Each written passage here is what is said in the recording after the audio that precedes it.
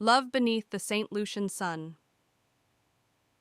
The sun hung low in the sky, casting a warm golden hue over the pristine beaches of St. Lucia.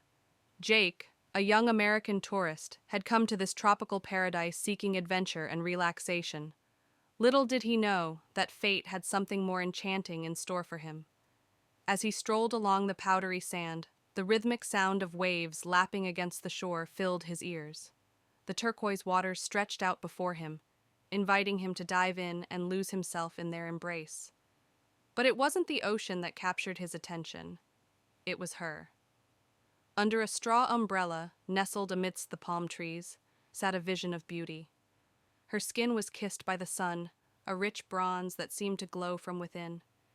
Her dark curls framed her face, and her eyes, oh, those eyes, were the color of the Caribbean Sea itself. Jake's heart skipped a beat as he took in the sight of her.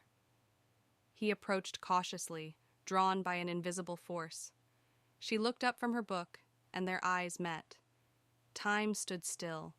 In that moment, Jake knew he had stumbled upon something extraordinary. It was love at first sight, a cliché perhaps, but one that felt undeniably true. "Hi," he said, his voice betraying his nervousness. She smiled, revealing dimples that made his knees weak. "Hello," she replied, her accent lilting and exotic. "You're new here, aren't you?" Jake nodded, suddenly aware of the sand between his toes and the salty breeze tousling his hair. "Yeah, just arrived yesterday. St. Lucia is incredible." "It is," she agreed. "I'm Isabella." "Jake," he said, extending his hand.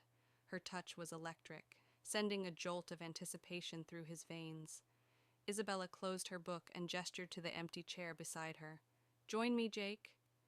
And so they sat, two strangers brought together by chance on a sun-kissed beach. They talked about life, dreams, and the magic of this island. Jake learned that Isabella was a local artist, her paintings capturing the vibrant colors of St. Lucia, the fiery sunsets, the lush rainforests, and the playful hummingbirds.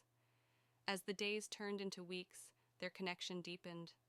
They explored hidden waterfalls, danced to the rhythm of steel drums, and shared secrets under moonlit skies. Jake courted her with passion and sincerity, determined to win her heart. One evening, as they sat on the same beach where they'd first met, Jake took a deep breath.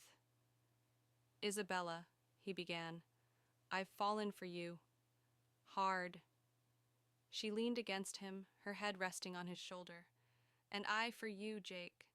He kissed her then, the taste of salt and desire mingling on their lips.